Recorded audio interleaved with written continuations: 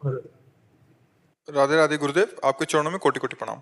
गुरुदेव, हमने जो गुरु बनाए थे वे देर लोग जा चुके हैं। उनके द्वारा हमें कोई भी गुरु मंत्र प्राप्त नहीं हुआ था। फिर गुरु किस बात के? अगर गुरु मंत्र नहीं प्राप्त हुआ तो गुरु किस बात के? तो गुरु ने किया था, तो वो क्या कान में लोग बोला था, अभी बहुत अभी तक याद नहीं है मुझे। अभी क्या बोला कोई वही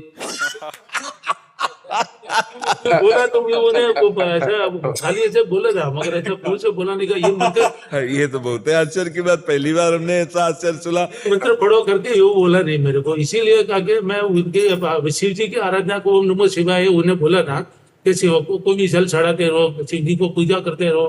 तो ओम कोई मंत्र नहीं आया तो करके चढ़ाओ, वो उसके हिसाब से मैं इतना बरस से चल रहा हूँ।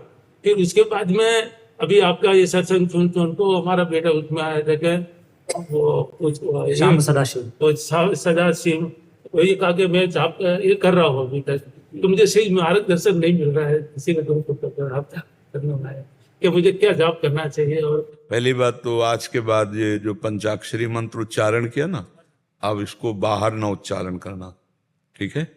आज से इसको गुरु मंत्र मानकर पंचाक्षरी मंत्र को समझ गए ना, पंचाक्षरी मंत्र अब ना बोलना, और इसको अंदर से जपो आप मंत्र को। और जब अपवित्र हो, शरीर अपवित्र है, तब शाम सदाशिव, और जब पवित्र हो तो ये जो मंत्र बोले ना, यही गुरु मंत्र पंचाक्षरी मंत्र जो बोले ना, अब इसे बोलना नहीं कभी, अब अंदर जपते रहना आज से। अब फिर आप इसका लाभ देखना। गुरु मंत्र को बोला नहीं जाता, तो अब मान लो कि ये गुरु मंत्र दे दिया, तो आप इसको जपो, जल चढ़ाओ, अंदर ही अंदर बोलो। अब मुंह से मत बोलना, मुंह से बोलना शाम सदाशिव, शाम सदाशिव, शाम सदाशिव। और ये जिसमें प्रणव लगता है और नमः लगता है, ये वैदिक मंत्र कभी उच्चारण नहीं किए जाते। ये आज जो नहीं समझ रहे हैं उनका कीर्तन करवाते हैं उनको। अब तो यंत्रों में मंत्रों का सब नहीं भरा रहता, तो ये सब बहुत कलयुग में हानिकारक है, ये नहीं समझते हैं। पहले जानते हो ये गुरु मंत्र कैसे दिए जाते थे? घंटा शंख बजा के, कपड़ा उड़ा के, फिर कि कोई जान भी ना पावे।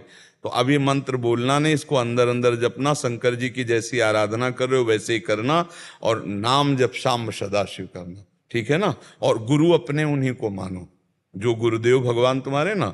गुरु एक ही होता है, उनके रूप बहुत हो सकते हैं, तो रूप वही गुरु का मानो और भावना कर लो कि इधर आकर के गुरुदेव मुझे बोले, तो गुरुदेव वही हैं, उन्हीं की पूजा करो, उन्हीं का भाव करो। भाव ऐसा कर लो कि गुरु यहां से बैठ के बोल रहे हैं।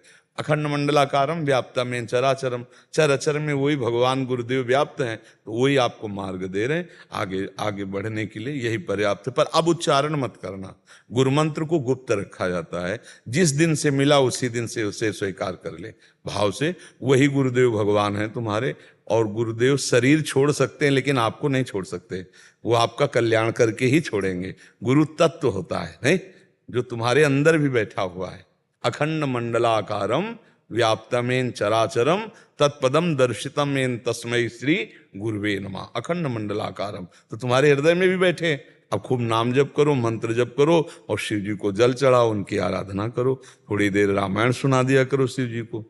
सुनाते हो? हाँ हाँ, बहुत, हाँ हाँ, बहुत बहुत सुंदर, हाँ बहुत, बिल्कुल ठीक है। और मेरे को एक संदेश है सर, तो गुरुजी का के दिल घर में लगता नहीं है, जब ये सब निवृत्त हो गए भगवान की कृपा से, सब का तो भजन करना अकेले।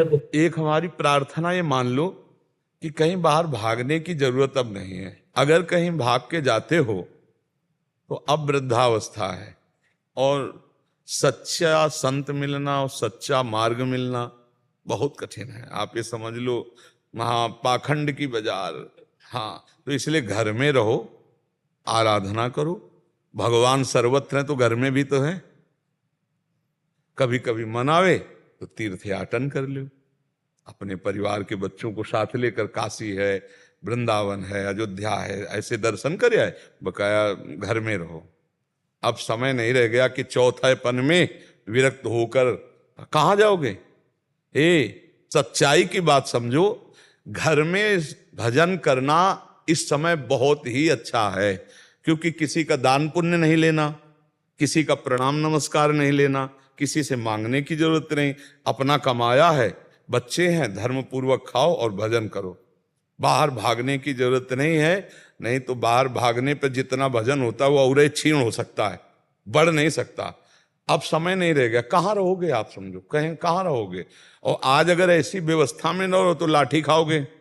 देखो ना, साधु को घेर कर मार डाला, वो कहा, हाँ वो वहां सुना था कि ऐसे। अरे भैया आज समय नहीं, अपने घर में रहो, बाल बच्चों के बीच में रहो, ये सब भगवान की फुलवारी है, जो कमाया है धर्म पूर्वक उसी से खाओ और वहीं जीवन व्यतीत करो। कहीं भागने की जरूरत नहीं। साल 6 महीना में कभी कोई तीर्थ यात्रा दर्शन करे, यानी शाम सदाशिव, घर बैठे भगवान की प्राप्ति, घर बैठे खूब नाम जप करो। जहां नाम सुमिरन करोगे वहीं भगवान आ जाते हैं, वहीं भगवान। मद भक्ता यत्र गायत्री तत्तिष्ठामि नारदा, जहां मेरे